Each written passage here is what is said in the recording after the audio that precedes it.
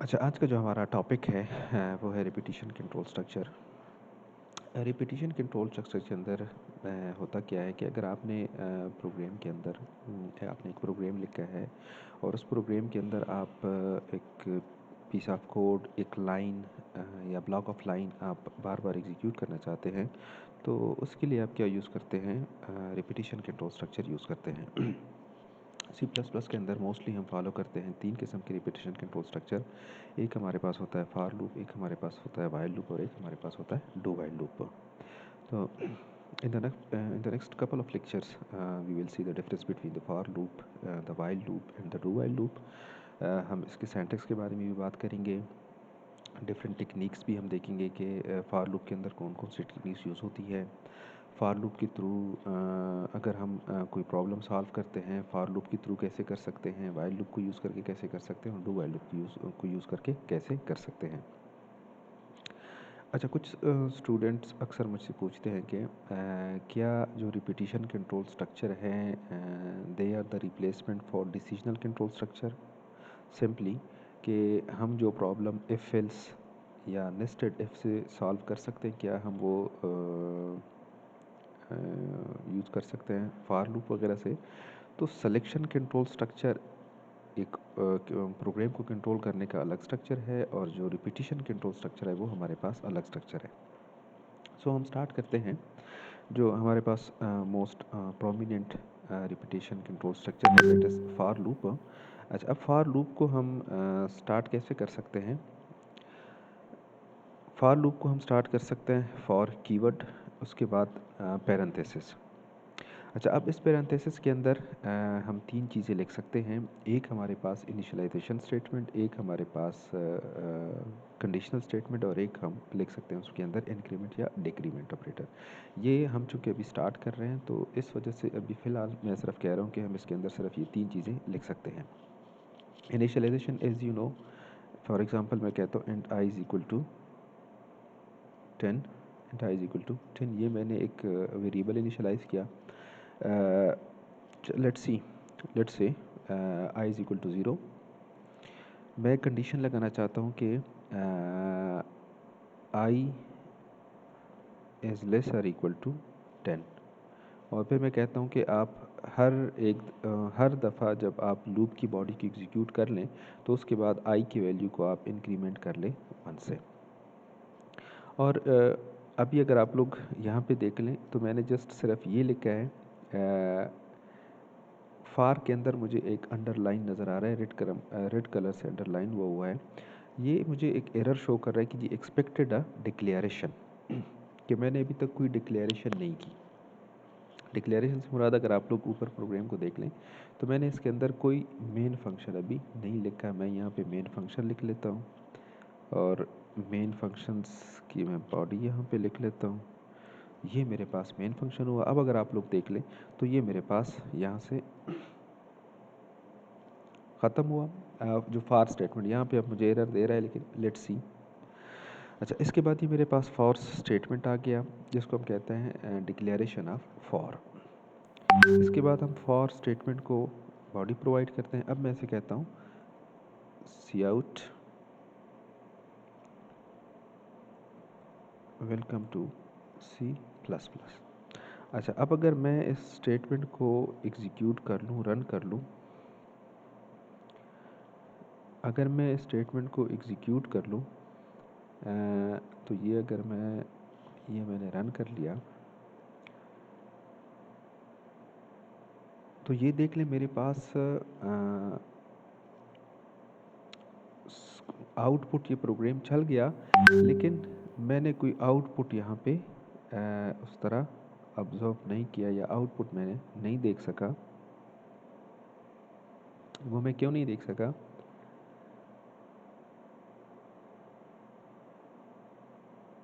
वो मैं इसलिए नहीं देख सका क्योंकि मैंने स्क्रीन को पास करने के लिए यहाँ पे कुछ भी नहीं लगाया था।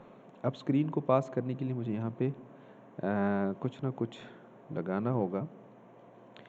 तो उसके लिए मैं क्या करता हूँ कि मैं यहाँ पे एक फंक्शन लिखता हूँ अंडरस्कोर get ch।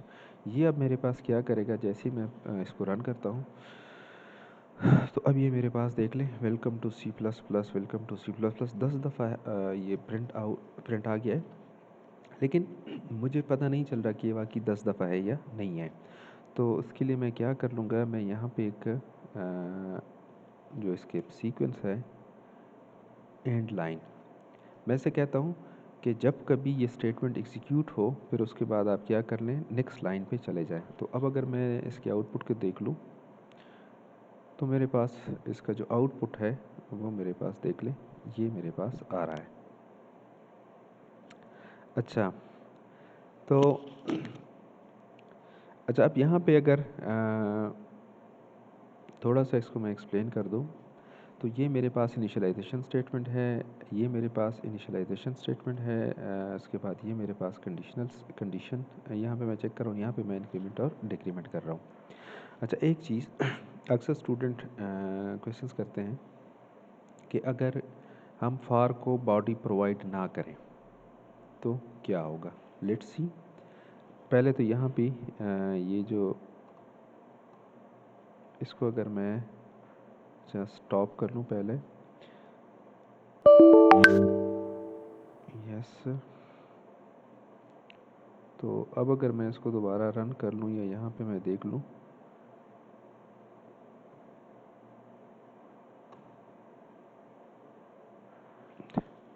तो मेरे पास अब उसी फॉर्म के अंदर आ रहा है। इट मीन्स कि अगर मेरे पास फॉर स्टेटमेंट के अंदर सिर्फ एक ही स्टेटमेंट है, तो मैं अगर लूप बॉडी प्रोवाइड करूं या ना करूं कोई फ़र्क नहीं पड़ता। मींस इस केस के अंदर लूप बॉडी मेरे पास ऑप्शनल है, मैं प्रोवाइड करूं तब भी काम करेगा, मैं प्रोवाइड ना करूं तब भी ये काम करेगा। लेकिन अगर आप ये चाहते हैं कि इस लूप का इफ़ेक्ट, इस फॉर लूप का इफ़ेक्ट इस स्टेटमेंट पे भी आ जाए और इसके साथ किसी और स्टेटमेंट पे भी आ जाए, तो तब आपने क्या करना होगा, आपने उसको ब्रैकेट्स के अंदर, उसकी बॉडी के अंदर बंद करना होगा। लेकिन यहाँ पे एक प्रॉब्लम अक्सर जो स्टूडेंट करते हैं वो क्या करते हैं, लेट्स सपोज मैं अपनी इस कंडीशन को थोड़ा सा चेंज कर रहा हूँ, मैं कहता हूँ कि welcome to C plus plus, ये आप मुझे 5 टाइम प्रिंट करके दे दें। सो ये अब 5 टाइम मेरे पास इसने प्रिंट कर लिया। अच्छा, लेकिन अब अगर मैं इसके बाद यहाँ पे दोबारा लिख लूँ,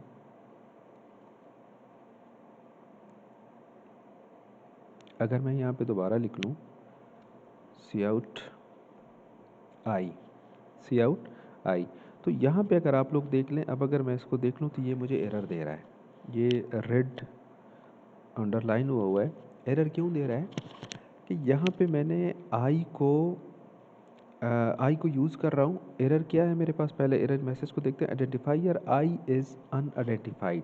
सिंपली कंपाइलर मुझे ये कह रहा है कि ये जो आई आप यहाँ पे यूज़ कर रहे हैं इसको आपने डिक्लेयर नहीं किया हुआ, जबकि अगर हम यहाँ पे देख ले तो मैंने आई को डिक्लेयर किया हुआ है।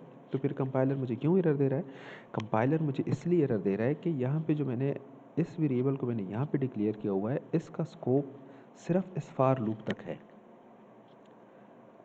ये कॉन्सेप्ट हम बाद में भी पढ़ लेंगे, लोकल वेरिएबल और ग्लोबल वेरिएबल का कॉन्सेप्ट जहाँ पे आ जाता है कि लोकल वेरिएबल, फॉर एग्जांपल अब ये मेन फंक्शन के अंदर हमने फार लूप को यूज़ किया हुआ है, फार लूप के अंदर मैं एक वेरिएबल को यूज़ कर रहा हूँ एंड आई। अब इसकी जो विजिबिलिटी है, स्कोप है, लाइफ है, वो सिर्फ इस फार लूप तक है। और फार लूप कहाँ तक है, फार लूप हमारे पास सिर्फ इसका इफेक्ट यहाँ तक होगा। सो इसका मतलब है कि ये जो आई वेरिएबल मैंने यूज़ यहाँ पे डिक्लेयर किया हुआ है, इनिशियलाइज़ किया हुआ है, इसको मैं सिर्फ यहाँ पे यूज़ कर सकता हूँ। अगर मैंने इस ये जो मैंने कलर किया हुआ है, इसके बाद अगर मैं आई को यूज़ करता हूँ तो कंपाइलर मुझे इस पे ऑब्जेक्शन करेगा कि जी आपने आई को डिक्लेयर नहीं किया हुआ। हाँ, अब अगर मैं एक काम और कर लूँ कि मैं इस फार लूप को बॉडी प्रोवाइड कर लूँ और बॉडी के अंदर मैं क्या कर लूँ, मैं दोनों स्टेटमेंट के लिख लूँ। अब इस केस के अंदर देख ले, मेरे पास कोई एरर नहीं आएगा, मेरे पास कोई एरर नहीं आएगा। और मैं अगर सिंपली इसको रन कर लूँ तो ये मेरे पास क्या कर लेगा, सिंपली मुझे प्रिंट कर देगा welcome to C plus plus 5 times, वो मुझे प्रिंट करके देगा और फिर उसके बाद जस्ट मुझे 5 प्रिंट करके देगा। सो इट मीन्स कि मुझे यहाँ पे ये काम करना होगा। सिमिलरली हम क्या ज़रूरी है कि मैं यहाँ पे जो वेरिएबल है या जो लूप काउंटर वेरिएबल, इसको हम लूप काउंटर वेरिएबल भी कहते हैं, कि लूप काउंटर वेरिएबल मैं हमेशा यहाँ पे डिक्लेयर करूँगा? नहीं, ज़रूरी नहीं है। For example now look at this, अगर मैं इसको यहाँ पे लिख लेता हूँ एंड आई, और यहाँ पे मैं क्या कर लेता हूँ, इसको जस्ट इनिशियलाइज कर लेता हूँ। सो अब अगर मैं इस प्रोग्राम को रन कर लूँ, अगेन 5 टाइम्स इसने मुझे प्रिंट करके दे दिया welcome to C plus plus, और फिर एंड पे इसने मुझे प्रिंट करके दिया 5। अच्छा, कीप इन माइंड ये प्रोग्राम मैं एग्जीक्यूट कर रहा हूँ विजुअल स्टूडियो 2015 2016 17 वर्जन्स पे। ये प्रोग्राम आपका इसी तरह चल सकता है। बाकी अगर आप कोई और कंपाइलर यूज़ करते हैं तो मे बी माइनर डिफरेंस के साथ ये प्रोग्राम आपका इसी तरह चल जाए। अच्छा, दूसरी बात, अक्सर स्टूडेंट क्या गलती करते हैं, स्टूडेंट यहाँ पे इसके बाद ये समझते हैं कि जिस तरह ये फार स्टेटमेंट है, ये हमारे पास एक कंप्लीट स्टेटमेंट है। हालांकि ये हमारे पास कंप्लीट स्टेटमेंट नहीं है। कंप्लीट स्टेटमेंट के बारे में हमने बात की थी कि हमारे पास स्टेटमेंट तब कंप्लीट हो जाती है जब हम क्या करते हैं, उसको प्रॉपरली टर्मिनेट कर देते हैं। और प्रॉपरली टर्मिनेट किस तरह करते हैं हम, जब किसी भी स्टेटमेंट के एंड पे हम सेमीकोलन लगा लेते हैं। अगर मैं इस स्टेटमेंट को यहाँ पे टर्मिनेट कर दूँ, अगर मैं इसको टर्मिनेट कर दूं और यहाँ पे मैं इसके एरर इस पर देख लूँ,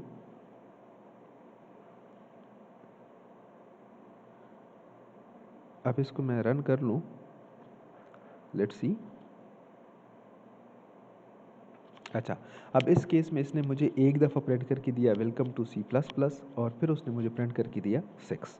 अच्छा, अब इस लॉजिक को थोड़ा सा एक्सप्लेन करते हैं कि इसने मुझे एक दफ़ा क्यों welcome to C plus plus लिखा और सिर्फ एक दफ़ा। हालांकि मैं काम क्या करना चाह रहा था, मैं चाह रहा था कि मैं 6 टाइम मैं प्रिंट कर लूँ welcome to C plus plus, लेकिन इसने मुझे एक दफ़ा सिर्फ welcome to C plus plus print करके दिया और फिर बाद में इसने मुझे 6 प्रिंट करके दिया। इसका क्यों किया? फार लूप को जब मैंने यहाँ पे सेमीकोलन लगा लिया, तो इसका मतलब है कि मैंने फार लूप का इफ़ेक्ट यहाँ पे ख़त्म कर दिया, कि फार लूप का इफ़ेक्ट यहाँ तक ही है। उसके बाद ये क्या करता है, यहाँ पे आ जाता है control welcome to C plus plus. उसने एक दफ़ा मुझे welcome to C plus plus किया, प्रिंट करके दिया। इसके बाद देख लें, ये यहाँ पे अब दोबारा जाएगा, चूँकि यहाँ पे फार का कीवर्ड मैंने लिखा हुआ है। इनिशियलाइजेशन एक दफ़ा हो गई, कंडीशन हर रिपीटिशन के बाद चेक होगी। तो इसके बाद ये हमारे पास सिंपली क्या करता है, एक दफ़ा उसने welcome to C plus plus print करके दिया मुझे, और फिर इसने सिंपली आई को प्रिंट आउट किया और प्रोग्राम हमारा क्या हुआ, टर्मिनेट हुआ। अच्छा, सिमिलरली अब एक ट्रिक्स हम और करते हैं।